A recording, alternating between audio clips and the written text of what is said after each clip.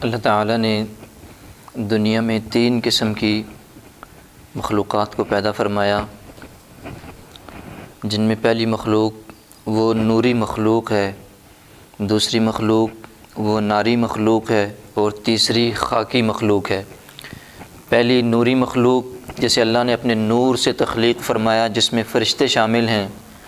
دوسری مخلوق ناری مخلوق ہے، جن میں شیاطین اور جنات کو اللہ نے پیدا فرمایا۔ اور تیسری مخلوق یہ خاکی مخلوق ہے، جسے اللہ نے مٹی سے پیدا فرمایا۔ پہلی دونوں قسم کی مخلوقات پر اللہ نے اس تیسری مخلوق کو، جو کہ خاکی مخلوق ہے، اللہ نے اس کو فضیلت اور فوقیت بخشی کہ اللہ تعالیٰ نے اس کو دنیا میں بھیج کر اس کے اندر خواہشات کو بھی رکھا۔ انہیں وہدیناہ النجدین، دونوں راستے اللہ نے دکھلا دیے۔ دنیا کی رنگینیوں میں، دنیا کے امور میں بھیج کر اللہ نے جہاں نیکی کے راستے دکھلا دیے، وہاں انہیں بدی کے بھی راستے دکھلا دیے۔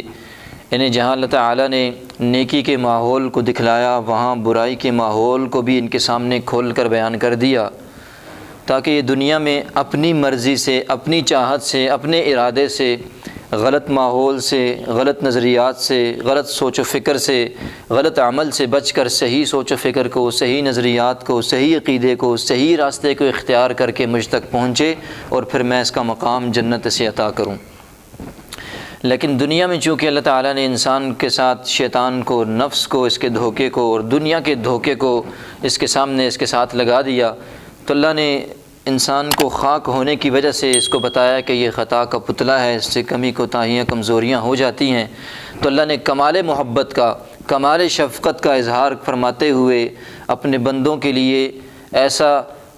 توبہ کا دروازہ کھلا چھوڑ دیا کہ اگر ان سے غلطیاں، کمی کوتاہیاں، میری نافرمانی بھی ان سے ہو جائے تو یہ مجھ سے معافی مانگ کر اپنی غلطی اور گناہ کو بخشوا کر دوبارہ سیدھے ٹریک اور راستے پر چڑھ کر میری طرف آنا شروع کر دیں۔ یہ اللہ کی ہمارے ساتھ محبت ہے، یہ اللہ تعالیٰ کی ہم بندوں کے اوپر اللہ کی شفقت کا مظہر ہے، یہ کہ وہ اگر ہم جان بوجھ کر بھی گناہ کریں تو وہ توبہ اور معافی کے بعد اسے معاف کر دیتا ہے۔ اس پر ذرا بھر بھی وہ ناراض نہیں ہوتا، بلکہ خوش ہوتا ہے اپنے بندوں کی معافی مانگنے سے۔ میں آپ کے سامنے تھوڑا سا توبہ کی روایات کو اور سنت کے مطابق اور حدیث میں جو تذکرہ ہے کھولتا ہوں، تاکہ ہم سمجھیں کہ ہم میں سے ہر شخص گناہ گار ہے، اس سے غلطیاں، کمزوریاں ہو جاتی ہیں، لیکن ہم یہ بات سمجھ سکیں کہ اتنی غلطیوں، کمزوریوں، نافرمانیوں کے باوجود بھی اللہ کی رحمت کس قدر وسیع ہے، وہ اپنے بندوں کو کیسے معاف کرتا ہے، تاکہ ہم لوگ اللہ کی طرف بڑھ چڑھ کر، ہاتھ پھیلا کر، گڑ گڑا کر اپنی نافرمانیوں پر، کمزوریوں پر معافی مانگیں، اور پھر اللہ تعالیٰ کے، اللہ کے محبوب بندے بن جائیں۔ اور یہ بھی یاد رکھیے 90% سے زیادہ جو لوگ ہمارے سابقہ اسلاف میں اہل اللہ اور اولیاء گزرے ہیں، ان میں سے اکثر کی تاریخ کو، ان کی سیرت کو، ان کی زندگی کو پڑھیں، وہ پہلے زندگی میں اللہ تعالیٰ کے سخت ترین نافرمان ہوا کرتے تھے، وہ اللہ کے سخت باغی ہوا کرتے تھے، لیکن ایک بار کسی ایک موقع پر، کسی ایک معاملے کی وجہ سے، کسی ایک واقعے نے دل کی دنیا کو، زندگی کو بدل دیا، اللہ کے سامنے ہاتھوں کو پھیلا دیا، معافی مانگ لی، تو اللہ نے سخت ترین وقت کے گناہ گار کو بھی اٹھا کر اپنا محبوب اور ولی بنا دیا۔ ہمارے اندر یہ شوق اور جذبہ پیدا ہو جائے۔ میں ان روایات کو اس لیے تذکرہ کرنا چاہتا ہوں کہ ہم یہ سمجھتے ہیں کہ ہم بہت گناہ گار، اور واقعتاً ہم ہیں، لیکن اللہ ایسے ہی گناہ گاروں کی دل کی دنیا جب بدلتے ہیں تو پھر اپنا محبوب اور ولی بنا لیتے ہیں۔ اللہ ہمیں اپنے سے معافی مانگنے کی توفیق نصیب فرمائے۔ صحیح مسلم کی روایت ہے، بڑی عجیب روایت ہے، میں نے جب پڑھی میں خود بڑا حیران ہوا۔ ابو ایوب انصاری ہیں رضی اللہ تعالی عنہ، بڑے پیارے اور بہترین اللہ کے حبیب کے صحابی تھے۔ وفات کا حین حضرت الوفات، حدیث میں آتا ہے کہ جب ان کی موت کا، وفات کا وقت آیا، آثار شروع ہوئے، تو اپنے آس پاس سے کے لوگوں سے کہنے لگے، کنت کتمت عنکم شیئا سمعتہ من رسول اللہ صلی اللہ علیہ وسلم، کہ میرے ساتھیوں، میں نے آپ صلی اللہ علیہ وسلم سے ایک بات ایسی سنی تھی جو میں آج تک تم سے چھپاتا رہا ہوں، لیکن اب آج اس وجہ سے میں تمہیں بتانا چاہتا ہوں، کہیں میں اللہ کے حبیب کی کوئی بات اپنے ساتھ لے کر قبر کے اندر نہ چلا جاؤں اور یہ علم کا یہ حصہ میرے ساتھ ہی نہ چلا جائے۔ تو سرکار کا یہ فرمان میں تمہیں بتلانا چاہتا ہوں، اور آج تک اس لیے نہیں نہیں بتلایا کہ کہیں تم لوگ اس پر تکیہ لگا کر، اس پر بھروسہ کر کے کہیں تم کسی غلط راستے کی طرف نہ چل پڑو، لیکن اپنا حق ادا کرنا چاہتا ہوں کہ سرکار کے سارے فرامین جو کچھ میں نے سنے آج موت سے پہلے تم تک پہنچا کر کے جانا چاہتا ہوں۔ اور کیا عجیب روایت تھی، کیوں چھپائی؟ اس کی وجہ یہ تھی، فرمایا کہ وہ سمعت من رسول اللہ صلی اللہ علیہ وسلم، میں نے سرکار کو یہ فرماتے ہوئے خود سنا کہ وہ فرما رہے تھے لولا انکم تذنبون لذهب اللہ بکم ولجاء بقوم یذنبون فیستغفرون اللہ فغفر لهم، کہ میرے ساتھیوں سرکار نے فرمایا تھا لولا انکم تذنبون، اگر تم لوگ زمین پر گناہ کرنا چھوڑ دو۔ کیسی عجیب روایت ہے، آپ ذرا سوچیں، تصور کریں کہ اللہ فرما رہے ہیں کہ اے میرے بندو اگر تم دنیا میں گناہ کرنا چھوڑ دو، اللہ کی نافرمانی اور بغاوت کرنا چھوڑ دو، لذهب اللہ بکم، تو اللہ اس زمین سے تمہیں ختم ہی فرما دے گا، تمہیں لے جائے گا اللہ یہاں سے، وَلَجَاءَ بِقَوْمٍ، پھر اللہ ایسے لوگوں کو لے آئے گا، اس تمہارے بعد تمہاری ایسی نسل کو لے آئے گا، یذنبون، جن سے گناہ سرزد ہوں گے، فَيَسْتَغْفِرُونَ اللَّهَ فَغَفَرَ لَهُمْ، پھر وہ اللہ سے معافی مانگیں گے تو اللہ تعالیٰ ان کے گناہوں کو معاف فرما دے گا۔ کہ اللہ فرما رہے ہیں مجھے تمہارا گناہ کرنا نہیں، گناہ سے توبہ کرنا ہے اس قدر پسند ہے کہ اگر تم توبہ کرنا اور مجھ سے معافی مانگنا چھوڑ دو گناہوں پر تو میں تمہیں ختم ہی فرما دوں اس زمین سے، اور ایسے لوگوں کو لے آؤں جو لوگ جن سے گناہ بھی ہوں پھر میرے سامنے اپنی عاجزی کا، اپنی کمزور ہونے کا اعتراف کریں، اپنے خاکی ہونے کا اعتراف کر کے مجھ سے معافی مانگے، پھر میں انہیں معاف فرما دوں۔ تو اللہ تعالیٰ کو توبہ کرنا اور اپنے گناہوں پر شرمندہ اور شرمسار ہونا اور اللہ کے سامنے ہاتھ پھیلانا اتنا پسند ہے کہ اگر ہم یہ چھوڑ دیں اللہ سے معافی مانگنا تو اللہ ہمیں اس دنیا سے ہی ختم فرما دے۔ تو اللہ تعالیٰ ہمیں اپنے سے معافی مانگنے کی، اپنے گناہوں پر گڑ گڑانے کی توفیق نصیب فرمائے۔ اسی طرح صحیح مسلم کی ایک اور روایت ہے، اس سے بھی بڑھ کر عجیب ہے، اس کے تو بڑے عجیب الفاظ ہیں۔ فرمایا کہ ان رجلا، گزشتہ امتوں میں ایک شخص تھا، لم یعمل حسنۃ قط، اور وہ ایسا عجیب انسان تھا اس نے زندگی میں کوئی عمل اچھا نہیں کیا، لم یعمل حسنۃ قط، اس نے پوری زندگی کوئی نیک عمل نہیں کیا، لیکن یاد رکھیں عقیدہ درست تھا اس کا، نیک اعمال اس نے زندگی میں کوئی نہیں کیا، اللہ کی نافرمانیاں کرتا رہا۔ تو اللہ کے حبیب نے فرمایا کہ ایک شخص تھا پچھلی امتوں کے اندر، صحیح روایت ہے، فرمایا کہ اس نے ساری زندگی کوئی نیک عمل نہیں کیا، سرکار کے الفاظ ہیں، آپ اور میں پھر بھی ٹوٹے پھوٹے کبھی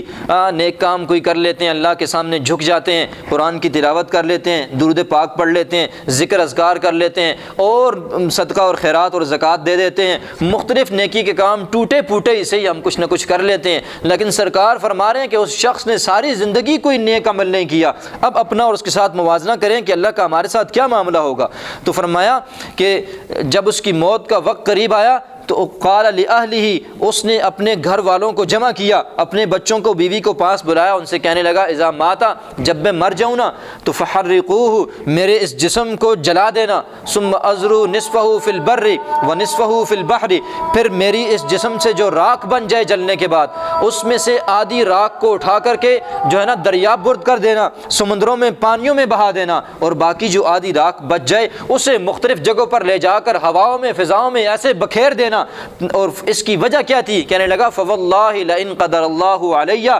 اللہ کی قسم ہے میرے بچوں، اگر اللہ میری اس جسم پر قادر ہو گیا نا تو میں اتنا نافرمان ہوں، اتنا نافرمان ہوں کہ میں نے زندگی میں کوئی نیک عمل نہیں کیا، لَيُعَذِّبَنَّهُ عَذَابًا شَدِيدًا، اللہ مجھے ایسا سخت ترین عذاب دے گا کہ لا يُعَذِّبُهُ أَحَدًا مِّنَ الْعَالَمِينَ، کہ کسی کو بھی سارے عالم میں اللہ نے ایسا عذاب نہیں دے ہوگا کہ میرے جیسا گناہگار تو ہے ہی کوئی نہیں، میں نے ساری زندگی میں کوئی اللہ کے لیے نیک عمل کیا ہی نہیں ہے۔ فلما مات الرجل، جب وہ شخص مر گیا، حدیث میں آتا ہے ففعلوا ما امرهم، اس کے بچوں نے اس کے ساتھ وہی کیا، لاش کو جلا دیا، آدھی کو فضاؤں میں بکھیر دیا اور باقی کو سمندر برد کر دیا۔ اب آپ کا کیا خیال ہے؟ اس کے ذہن میں بھی یہی تھا کہ جسم اللہ کو نہیں ملے گا تو کس کو عذاب دے گا؟ اللہ تو ہر چیز پر قادر ہے، ہمارا یہ عقیدہ ہے، جس نے ایک نطفے کے قطرے سے اس جسم کو اتنا پیارا حسین وجود دے دیا تو بنے ہوئے وجود کو راکھ میں بکھرنے کے بعد اللہ نے، حدیث کے الفاظ ہیں، فرمایا فامر اللہ البحر فجمع ما فیہ، اللہ نے سمندروں کو حکم دیا، پانیوں کو، کہ جمع کرو جتنی بھی راکھ اس کی جہاں کہیں پہنچ چکی ہے، ساری راکھ اس نے خشکی پر جمع کر دی۔ وامر البر فجمع ما فیہ، اللہ نے فضاؤں کو بھی، ہواؤں کو حکم دیا کہ جمع کرو ساری راکھ جہاں بھی اڑا کر کے لے گئے ہو، دونوں راکھوں کو اللہ نے اکٹھا کر کے جمع کر دیا، دوبارہ اپنے سامنے بنا کر کے کھڑا کر دیا اور فرمایا، پوچھا اس سے لما فعلت ھذا، اے میرے بندے بتانا تیرا کیا خیال تھا، تو مجھ سے بھاگ کر کہیں جا سکتا ہے؟ تیری راکھ کو میں جمع نہیں کر سکتا، تمہیں اپنے سامنے کھڑا نہیں کر سکتا، تو نے مجھ سے بچنے کے لیے کہ میں تجھے عذاب نہ دوں، تو میرے سامنے میری قدرت سے بچنے کے لیے بھاگ گیا اور اپنے آپ کو جو ہے نا خاک بنوانا پسند کر لیا، بتاؤ کیوں یہ عمل کیا میرے بندے بتا۔ اب وہ شخص اللہ کے سامنے کھڑا ہو کر حبیب نے فرمایا صلی اللہ علیہ وسلم من خشیتک یا ربی، اللہ کے سامنے اس نے ایک ہی جملہ بولا کہ اللہ میں نے یہ سارا عمل اس لیے کروایا، اپنے جسم کو خاک ہونا اپنے جسم کو آگ میں جلوانا اس لیے پسند کیا کہ مجھے تیرے سامنے کھڑا ہونے سے ڈر لگتا تھا کہ میں اپنی زندگی کا کیا جواب دوں گا۔ اللہ نے فرمایا کہ فغفر اللہ له، اللہ نے اتنی بات سن کر کہ میرے ڈر سے اس نے ایسا عمل کیا ہے، اللہ نے اس کی مغفرت فرما دی، زندگی میں نیک عمل کوئی نہیں کیا۔ اب سمجھیں کہ اس کے اندر ہوا کیا۔ اب اس شخص نے اللہ کے سامنے ہاتھ نہیں اٹھائے، معافی نہیں مانگی، رویا نہیں ہے، گڑ گڑایا نہیں ہے، کوئی چلے نہیں کاٹے، کوئی راتوں کو اٹھ کر گڑ گڑایا نہیں ہے، اللہ کے سامنے معافی کے توبہ کے کوئی الفاظ نہیں ہے۔ اللہ نے کس چیز کی اتنی لاج رکھی؟ اللہ نے اس کے دل کے جذبے اور سوچ اور فکر کی ایسی لاج رکھی کہ اسے بھی ترازو میں تول کر، اس کے جذبات کو اللہ نے توڑ کر، ساری زندگی کی خطاؤں کو، نافرمانیوں کو، ساری زندگی کی بغاوت کو اللہ نے اس کے ایسا اس کے جذبات کے اندر وزن تھا کہ ساری زندگی کی خطائیں نیچے رہ گئیں، اللہ نے اس کی اس جذبے کو قبول فرما کر اس کی مغفرت فرما دی۔ تو اللہ میرے اور آپ کی تو جذبات کی بھی قدر کرتا ہے۔ ہم ہاتھ تو اٹھائیں، ہم اللہ سے مانگے تو صحیح اپنے گناہوں کی معافی۔ جو رب جذبات کی، دل کی، سوچ و فکر کی اتنی قدر کرتا ہے، وہ میرے اور آپ کے الفاظ کی، آنسوؤں کی کس قدر لاج اور قدر کرے گا، اس کا ہم اندازہ بھی نہیں لگا سکتے۔ تو اللہ تعالیٰ ہمیں اپنے سے بار بار مانگنے کی، توبہ کرنے کی توفیق نصیب فرمائے۔ ایک اور حدیث میں آتا ہے، فرمایا کہ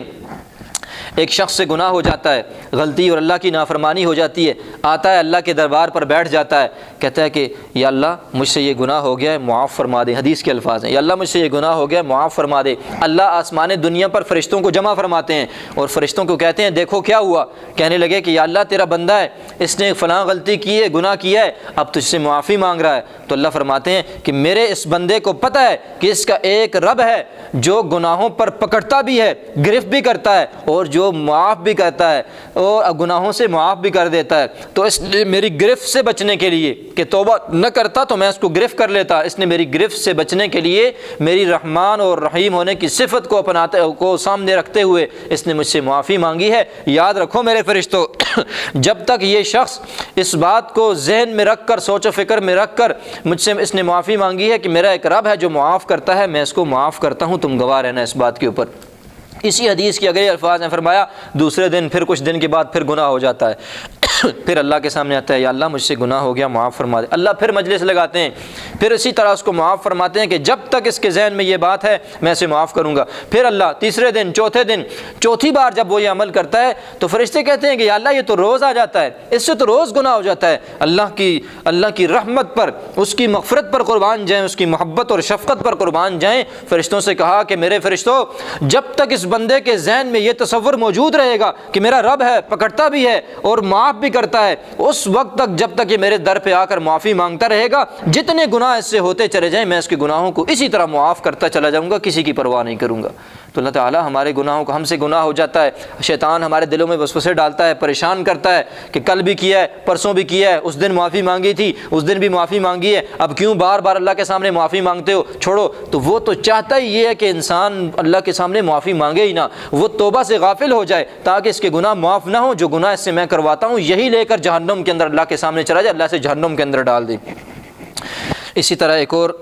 روایت ہے، صحیح مسلم کی یہ بھی روایت ہے، حضرت عمر رضی اللہ تعالیٰ عنہ سے روایت ہے۔ یہ بھی بڑا عجیب منظر ہے، سرکار نے اپنے صحابہ کو کتنے پیارے انداز سے سمجھایا کرتے تھے۔ فرمایا کہ ہم مسجد کے اندر تشریف رکھے ہوئے تھے، سرکار اپنے صحابہ کے درمیان بیٹھے ہوئے تھے، کسی جنگ سے واپس آئے تھے،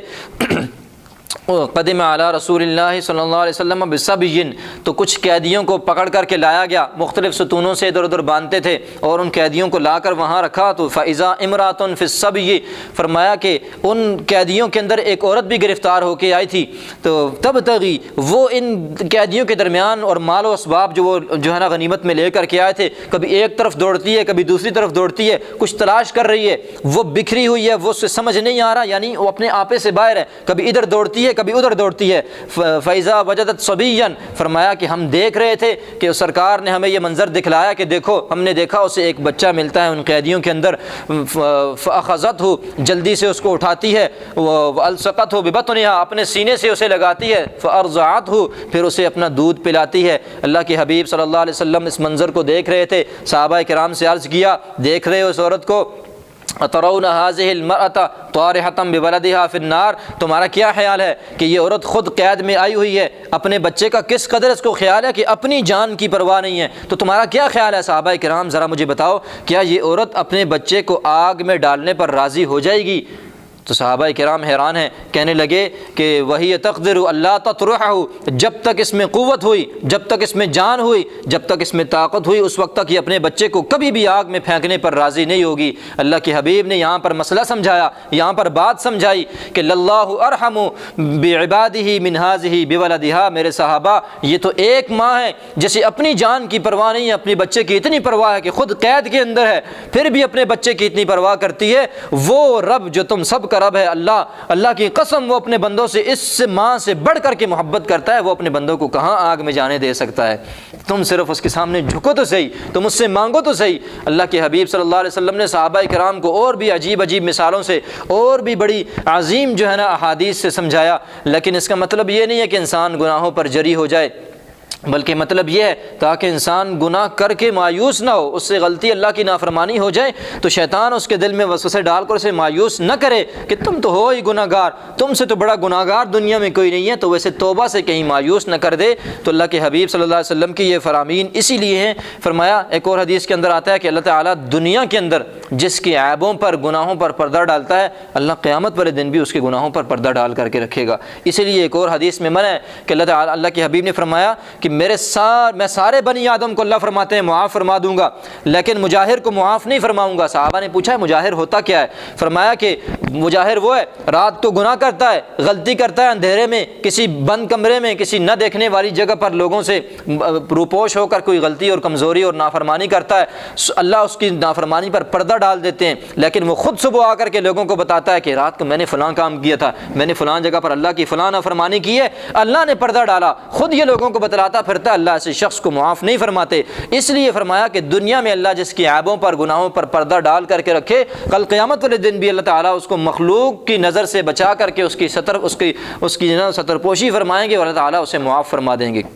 اسی طرح ایک اور روایت کے اندر ابو موسیٰ اشعری رضی اللہ تعالیٰ عنہ فرماتے ہیں کہ اللہ تعالیٰ روز صبح کے وقت ہاتھ پھیلاتا ہے تاکہ رات کے گناہ گار توبہ کر لیں، اور روز شام کو رات کو اللہ ہاتھ پھیراتا ہے کہ دن کے جتنے گناہ گار ہیں رات کو اللہ کے سامنے توبہ کر لیں۔ اس لیے میرے دوستوں اور میرے بھائیوں، جب بھی گناہ ہو جائے اللہ کے سامنے فوری آ کر کے معافی مانگ لیں، فوری اللہ سے اپنے گناہ پہ توبہ کر لیں۔ ایسا نہ ہو کہ اس گناہ کے ساتھ ہی کہیں اللہ کے پاس چلے جائیں۔ موت کا تو وقت کوئی متعین نہیں ہے، کسی وقت بھی آپ بیٹھے اٹھے لیٹتے، یہاں سے جانے کا بھی کوئی پتہ نہیں آ سکتی ہے، تو ہر وقت اللہ سے انسان کو معافی مانگتا رہنا چاہیے۔ ایک اور آخری روایت سنا کر ختم کرتا ہوں۔ فرمایا کہ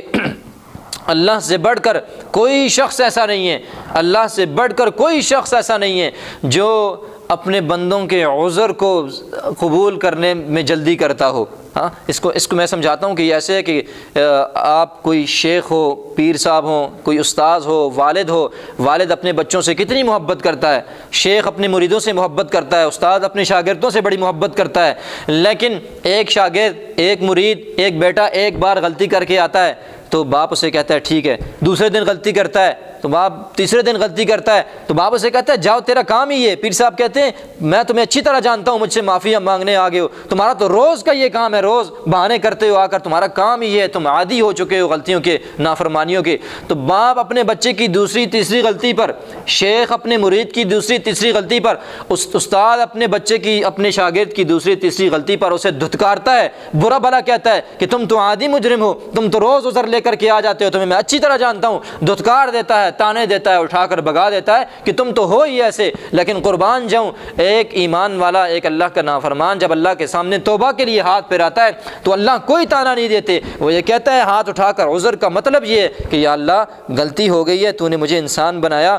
یا اللہ خطا کا پتلا ہوں، یا اللہ شیطان کے بہکاوے میں آ کر گناہ کر لیا، یا اللہ معاف فرما دے۔ تو کوئی عذر اپنی غلطی ہو جائے، کوئی عذر اللہ کے سامنے پیش کر کے، یا اللہ خطا کا پتلا ہوں، انسان ہوں، کمزور ہوں، یا اللہ مجھ سے بھول ہو گئی، کوئی بھی عذر اللہ کے سامنے انسان پیش کر دے تو اللہ اس کے عذر کو قبول فرما کر اللہ تعالیٰ اسے معاف فرما دیتے ہیں۔ تو گناہ جب ہو جائے تو اللہ کے سامنے ہاتھ پھیلا کر کوئی عذر کرنا چاہیے، یا اللہ دنیا کی یہ چیزیں ہمارے ساتھ لگی ہیں، یا اللہ خواہشات ہیں، نفس ہے، شیطان ہے، ہر چیز ہمارے ساتھ لگی ہے، دنیا کی رنگینیاں یا اللہ ہمارے سامنے ہیں، یا اللہ کمزور ہیں، شیطان کے بہکاوے میں آ کر ہم سے غلطی ہو گئی، تو اللہ سب سے زیادہ بڑھ کر اپنے بندوں کے عذر کو قبول فرما کر اس کی لاج رکھتے ہیں، اسے معاف کر دیتے ہیں۔ تو اللہ ہمیں بھی اپنے گناہوں کی اسی طرح اللہ کے سامنے توبہ کرنے کی اور اسی طرح جو ہے نا اللہ سے عذر کر کے معافی مانگنے کی توفیق نصیب فرمائے۔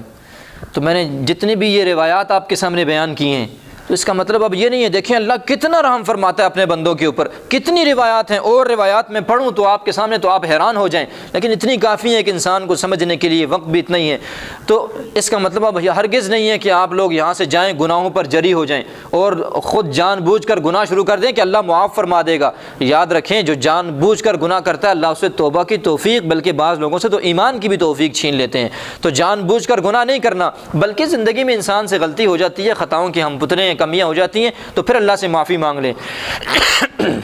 اس کو بالکل آسان مثال سے سمجھاتا ہوں کہ یہ کیا ہے، تاکہ آپ کو توبہ کا یہ پورا مضمون سمجھ میں آ جائے۔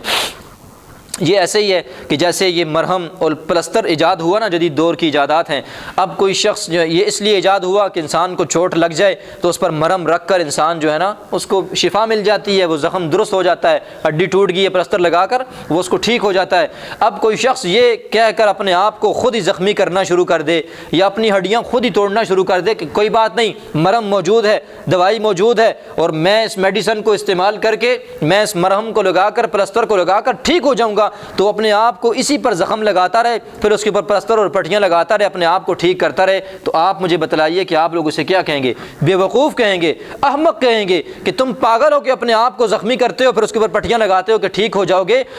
آپ لوگ اسے سمجھائیں گے کہ بھائی تم پاگل ہو، احمق ہو، ایسا نہیں کرتے، بلکہ یہ مرہم اور پٹی ایجاد اس لیے ہوئے کہ اگر زندگی میں انسان ہے بعض دفعہ کوئی غلطی کمزوری ہو جاتی ہے، اگر زخم لگ جاتا ہے زندگی کے کسی موڑ پر تو یہ مرہم اور پلستر لگا کر انسان اس کو ٹھیک کر لے۔ خود سے اپنے آپ کو زخمی کر کے پلستر لگانا یہ کوئی عقل مندی نہیں بلکہ احمقانہ کام ہے، پاگلوں والے کام ہے۔ اسی طرح یاد رکھیں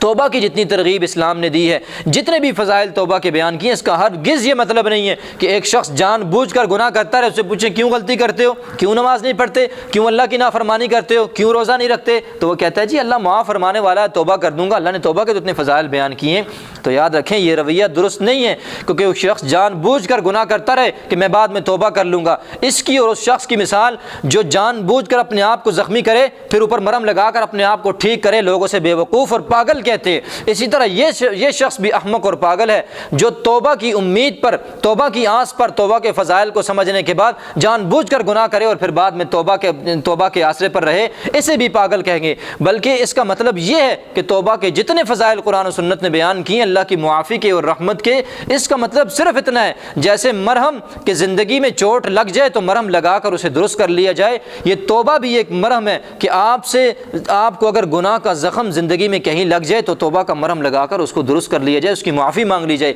ایسا نہیں ہے کہ جان بوجھ کر جو ہے نا گناہ کرے اور پھر توبہ کرے۔ ایسے لوگوں کو جو جری ہو جاتے ہیں توبہ کے اوپر، اللہ تعالیٰ ان کو اس گناہ سے پھر توبہ کی بھی توفیق نہیں دیتے۔ تو اللہ تعالیٰ ہمیں توبہ اپنے سامنے کرنے کی، گڑ گڑانے کی، اپنے سے مانگنے کی اور شیطان کی چالوں سے محفوظ رہنے کی اللہ تعالیٰ ہمیں توفیق نصیب فرمائے۔ وما علیہ الا البلاغ المبین۔